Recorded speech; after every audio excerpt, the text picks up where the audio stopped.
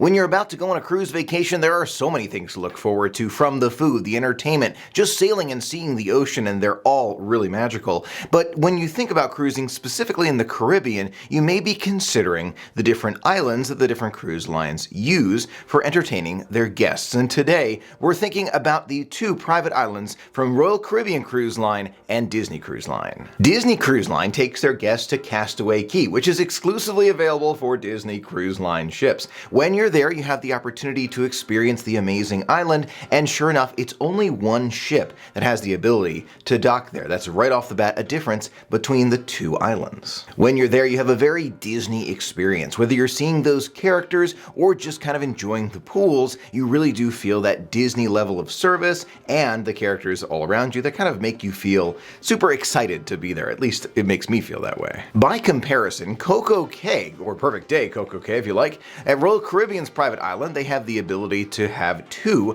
of the largest cruise ships that have ever sailed there at the same time, including the Harmony, the Symphony, the Wonder of the Seas, or maybe even the Allure, which are extremely large ships, two of them parked side by side as they get ready to let guests step on the island. Royal Caribbean makes stops at Coco Cay from Port Miami, Port Everglades, Port Canaveral, and even Baltimore. The first thing I want to touch on is price. If you are on board a Disney cruise, there is no way you're getting on that cruise ship to Coco Cay, and vice versa. If you're on a Royal Caribbean cruise, there's no stopping at Castaway Key no matter what. I don't care what's going on, it's not happening. So because of that, it's something to think about when you're considering going on a different cruise. Now, by and large, as you know, Royal Caribbean is about half, maybe a third, and possibly even a quarter of the price, depending on the cruise, the stateroom, etc., of a Disney cruise. And that is reflective of the overall price of Royal Caribbean and Coco Cay. With more people at Coco Cay, they have the ability to lower the price for everyone. So we do see that effect throughout all of Royal Caribbean's island and the entire experience. That being said, Coco Cay is substantially larger than Castaway Key. Believe it or not, that is only partially true, because technically Coco Cay is smaller than Castaway Key, but the reality is a lot more of Coco Cay has been developed. Basically, the entire island is available for guests to experience, while Castaway Key, even though it is technically larger, most of it is still kind of that the habitat that they left it as, right? It's nature that still kind of occupies a vast majority of the island. Between the two, if you are looking for the best deal, it's an easy answer here. Coco Cay offers you a lot of the fun that you find at Castaway Key for a much lower price. Between the two, there are a tremendous number of similarities. They're both great, they feel wonderful when you're there, sunny skies, beaches, of course, depending on the Caribbean weather. You've got really crystal clear water when you're there, and you can find it throughout both of these two islands. At Castaway Key, kids have the opportunity to enjoy Spring a Leak, which is a water play area meant exclusively for kids. It is included with the price of your cruise, along with many other things that you can find at Castaway Key: floating water play platforms, snorkeling lagoon, and more. At Coco Cay, you'll find an extra charge for the water park, and I've got to admit it is a little bit expensive. Depending on when you book it, it could be anywhere between about $80 and maybe $110, again, depending on when you book it. That being said, they have some of the tallest water slides in the Northern Hemisphere, and you'll be able to talk about it for a long time with friends and family. That being said, if you're looking for the beach and the beach experience, that's all included at Coco Cay.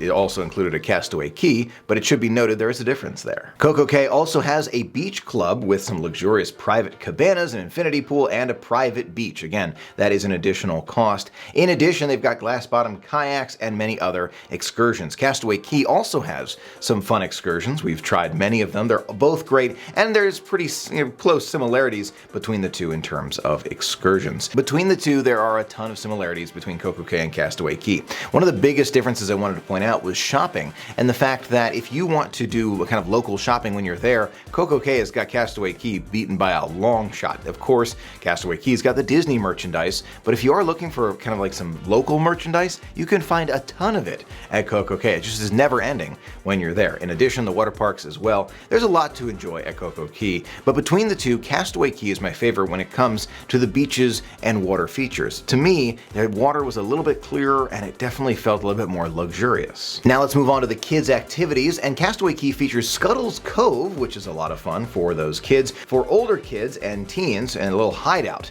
as well for 14 to 17-year-olds, which is a lot of fun. At Perfect Day at Coco Cay, you've got Splashaway Bay, which is actually located right outside of the Thrill Water Park and does not require extra admission. So between the two, there are kids' activities that are included, which is a lot of fun. I feel like Castaway Key does have this section beat simply because there are some younger kids and teens who really are going to be, really excited about some of those activities more than Coco Cay, at least from what I saw. But you're definitely going to have a fun time for kids on either island. Now let's talk about some of those adult experiences. Serenity Bay at Castaway Key is one of my all-time favorite quiet beaches that you can find. It is unbelievably magical to be there, walk out maybe 50 yards without having to have the water go over your waist. It is really an incredible experience. At Coco Cay, there's no adults-only area that I was able to find, and I did some research and didn't see too much of one. The entire family can go to any of the beaches that are there. In addition, there's an extra charge for the Cocoa Beach Club, which we will try in the future. But from what I have seen, Castaway Key has got this one beaten, especially because of Serenity Bay, which is just unbeatable for adults. Now let's move on to some of the activities we can experience as an entire family. Castaway Key really does shine here with basketball, table tennis, and more. They've also got a little sports beach, and of course, don't forget the snorkeling that you can go and experience. And there's actually a net there to prevent any of the larger wildlife from coming in and giving you a visit while you're visiting the underwater sculptures that are there. At Coco Cay, you've also got a lot of family activities, including a zip line. Again, there is an additional expense there, and you've got a lot of snorkeling areas as well. There are a lot of games to play. I saw a ton of the foot pool and, of course, cornhole and more of those games. For family activities, I really do call it a tie here. I think that both of them had a lot of fun things to experience. I personally have a preference toward Castaway Key just because I've been more frequently, had the chance to experience it with more of my family, but in the future I do hope to kind of do more of a comparison between the two. But for right now, I'm going to give it a tie for family activities between Coco Cay and Castaway Key. Now let's move on to dining, and Castaway Key offers 3 barbecue-oriented complimentary dining facilities, which are great. 2 of them are open for the entire family, and 1 is adults only. In addition, they've got some specialty items like Olaf's Summertime Freeze, along with some other frosty beverages that you can find at bars throughout Castaway Key. At Perfect Day Coco Cay, you've also got 3 barbecue-style dining facilities, 2 of which are open to all passengers, and 1 exclusively for those ticketed for the Thrill Water Park. That is unique to know. The area that I saw for dining at the Thrill Water Park was not that large, however. The other 2 were kind of small, but the main dining area at Coco Cay did have some spectacular food. Speaking of the food itself, I gotta tell you, I was extremely impressed with the food at Coco Cay. Castaway Key has been known for great food, but Coco Cay really did give them a run for their money. Again, this is another category where I'm going to give them a tie. Coco Cay and Castaway Key seem to both have delicious dining options that are meant to be casual and make you really feel relaxed when you're at their private island. Now let's move on to extra expenses, and this is a question I've gotten quite a few times since our Royal Caribbean cruise. Castaway Key does have some extra expenses. You can go and rent a pool float, snorkel equipment, you can get a massage when you're there, go shopping, some excursions. You can definitely have additional costs, but the island in total is all-inclusive. You do not have to pay extra, and you will not feel like you missed a thing. By comparison, Perfect Day Coco Cay does require you to purchase tickets for the Thrill Water Park, the Up, Up, and Away, and the Zip Line. The Up, Up, and Away, by the way, is the balloon that you can find at Coco Cay.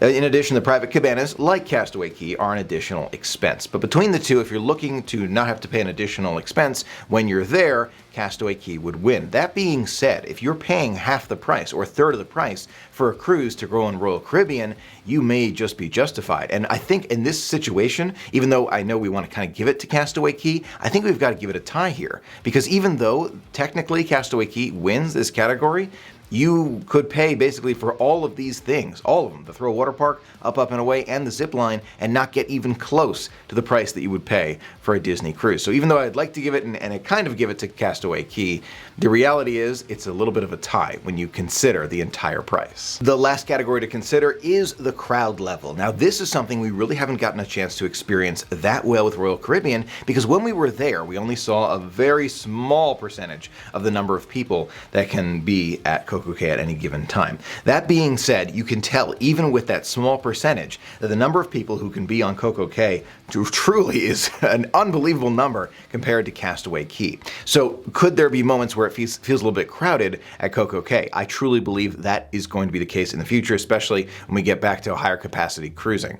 That being said, It's definitely something that probably Coco Cay can accommodate, just because I saw so many areas of the beach that were basically open and empty and there was no one there. One day when we get back to a higher capacity cruising, even though it will feel more crowded at Coco Cay than Castaway Key, I still believe, based on the amount of space, amount of chairs and open areas that I saw, you'll still have the opportunity to experience Coco Cay with a nice seated area, great beach feel, and a lot of fun. Between the two though, if you're looking for a less crowded experience, it's an easy win for Castaway Key. Overall, this comparison is actually closer than you might think. Castaway Key does get my vote just because I love that luxury feel and the adult experience and just the overall atmosphere. But that being said, the more we go back to Coco Cay, this comparison is going to get a lot closer, because I can already tell there are a lot of magical things to experience at Coco Cay that you couldn't do at Castaway Key. Perfect example is the Thrill water park and the zip line and up away in the future. Given the choice between the two, which one would you choose? Castaway Key or Coco Cay? And don't forget about the price difference. I think that is something that really has got to be put into the calculations here. Which one's it going to be? Let me know in the comments below.